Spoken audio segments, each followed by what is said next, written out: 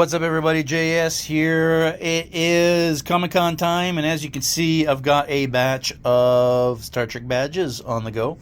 Now, just so you understand my process a little bit, these are 3D printed.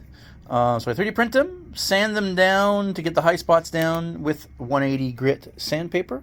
Then, in the case of these little pieces here, I am covering the edges in some Tamiya spot putty, which, it's okay.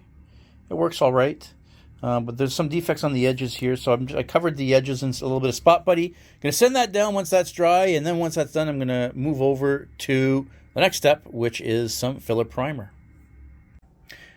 All right, so as far as the next step goes, we are spraying with filler primer. Now, filler primer, the advantage is it's a very, very thick type of material, and it'll fill the gaps. So, when you've got a bunch of scratches and a bunch of defects, you spray it with filler primer, and then you sand that down to fill those gaps.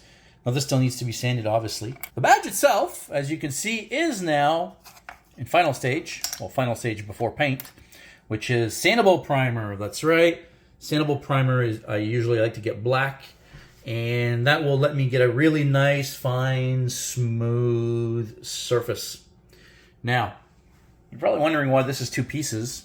The way I actually designed and modeled these things, what I did is I actually found a model online of the basic badge, modified it heavily, but the big part that I modified was to split the badge into two. Now that I split the badge into two, I could paint the gold and silver separately, and just makes it easier to work on. So that'll be the next step, is going to be the black base. I need a high gloss black base. Once I've got a nice high gloss black base, we'll get to metallizing these badges. All right, so we're a couple weeks in, guys. My Section 31 badges are done. My Strange New World badges are done. Well, when I say done, I mean they are finished sanding, finished filling, finished priming, and the base color is now down. So the black gloss is down. Now we are ready for chroming and gold. Now, a couple things I want to show you guys. First of all, for reference, I've got a ton of badges over here, and hence why the couple weeks. It didn't take me a couple weeks to do these. I just want to make sure you guys understand that. Section 31 badge is just a badge that I found online. I'm just printing one for me and my buddy Rob. I haven't actually done a pre-order on these, but if you do want one, let me know. The Strange New World badges. Now, I pretty much rebuilt the whole thing. The only real thing that's left is the backing piece. And I needed the shape and the placement of the magnets because it needs to match to this. And I made these two pieces so that I can paint this gold and I can paint this silver. And when I put them together, they're actually two-piece, like in the show, like the real deal. So tonight we're airbrushing. You've seen me airbrush before. Well, we're going to do those. Oh, the little boot badges. A couple of us have ordered some boots for our Strange New World cosplays. And unfortunately, the badges that come on the boots are ridiculous. They're fabric, first of all. They're not even plastic or anything. They're just little gray fabric badges that are just sewn on. They look awful. They're completely wrong. So I have designed, or modeled, I should say, a couple of boot badges. I've got a couple of command ones there. And I've got a couple of engineering ones here. So we're going to get the chroming and gold. So I'm going to quickly mask the inside of the badge here. What that'll actually let me do is that the back of the badge is supposed to be black, even though the badge itself is silver. In behind here is black. So I want this to stay black so that when I put this on, the middle will be black. So I'm just going to very, very quickly and very, very roughly mask the back pieces. And then we'll get to spraying. Again, this can be very, very rough. You're never actually going to see this. So it really doesn't matter how good or bad of a job you do. As long as you make sure that you leave a big enough area for the emblem that is going over it. Voila. Now, the Section 31 badge is typically black on the one side with the silver edge, so that's what I'm going to do. I'm going to leave the badge black. It's nice and shiny. This one looks really good. So I'm going to chrome this one edge. So I'm going to mask the black off so we can chrome that one edge. And these ones will basically be done. These will be ready for magnets. All right. Apparently, I'm sometimes recording, sometimes not. So I'm about to get airbrushing. I'm going to put some gloves on for this one. I'm going to use this thing. I don't tend to like using these. The problem is my airbrush is siphon fed, not gravity fed. And with the tiny little cup that comes with it, I tend to spill paint. And I'm using these All-Clad 2 lacquers, which I don't know about you guys, but they're freaking expensive here in Canada. So in the efforts of trying to not waste as much as I can, I'm going to try to use this thing and see how that goes. All right, I'm not sure if you noticed or heard in the video, but my airbrush is messed up. I forgot during our last project, I screwed up my airbrush, but I was able to get enough paint to do this. Wow, it's not going very well. So I may have to go pick up a new airbrush. Fun times. All right, I messed around with my airbrush a little bit. Hopefully it's a little bit better, although I know at this point I need a new one, but hopefully this will be good enough to get this job done.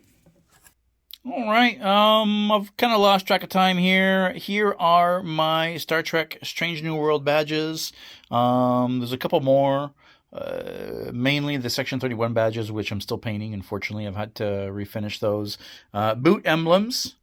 For those that are buying cheap boots, you can at least replace the cheap pleather emblem with a nice little 3D printed one.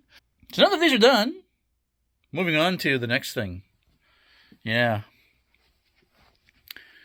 So this poor guy, I smashed him over the holidays. We did a Christmas event and it fell and now it's broken. Well, it's not broken anymore. I melted some PLA back here, re-glued it back together, melted some PLA.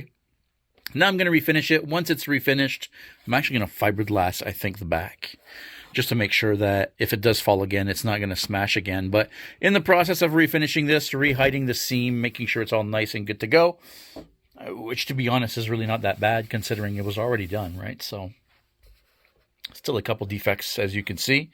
But otherwise, this is coming along well. Hopefully, this will be done soon because Comic-Con is coming up quick. Now, you don't necessarily want to go too thick with these different spot putties. But the Tamiya putty specifically, I find shrinks a lot.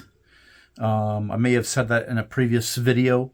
So when I'm trying to patch little holes like this, I got to go a little bit thick or else, you know, I never end up filling the hole.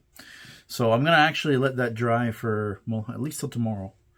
And then we'll see, you know, how she does from there. But I think that's going to be the last little touch-up. Then I'm going to be able to spray it with some primer.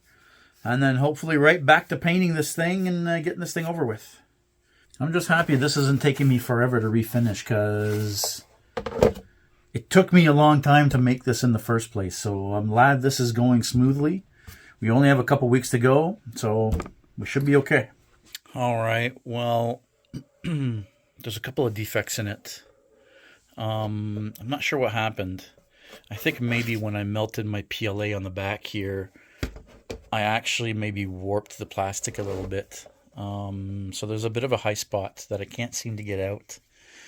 Also, for some reason, you can see where my magnets are from the top. It's exactly in the position of where my magnets are. Perfect little circles. I don't know why. I don't know what's going on there. The magnets are just regular little magnets that are glued with super glue. If you know why this is happening, I'm very curious. Let me know what this means, like what's going on here. Why am I seeing the perfect imprint of my magnet on the top side of my paint job, basically? I mean, yeah, I'm sanding through the paint job right now, but I'm not right down to the plastic, so this is through the paint to boot. So I'm curious what's going on there. This does break my heart a little bit. I haven't completely taken it all apart yet, but like I'm in the process of sanding it all down now. This is pretty much as smooth as I'll be able to get it for now. I need to move on to paint because Comic-Con's coming up real quick and I got a bunch of other stuff to do. So this needs to get done, I mean, as quickly as possible. I mean, this is, as far as I'm concerned, my showpiece. This is probably the costume, and the one thing that I'm most proud about is my headpiece. And the mask is obviously a big part of my Predator headpiece. So I want this to look as good as possible. But I think it's good enough that with a little bit of creative painting, you know, I'll be able to hide whatever is left of the seam there. So I'm in the process of sanding it all down, getting the old paint job off as much as I can before I start over. We'll go from there. All right, well, after a little bit of sanding and a little bit of putty and now a little bit of filler primer, you can see there's a couple defects here. So I'm going to do a little bit more work to this, but this should be pretty quick. I'm also going to give the whole faceplate a quick sanding down to maybe 600. Just a quick sand just to make sure that I'm ready for, you know, repainting, because I'm going to repaint the whole thing. So yeah. Need to fix these couple little spots here, but we're already off to a good start on this.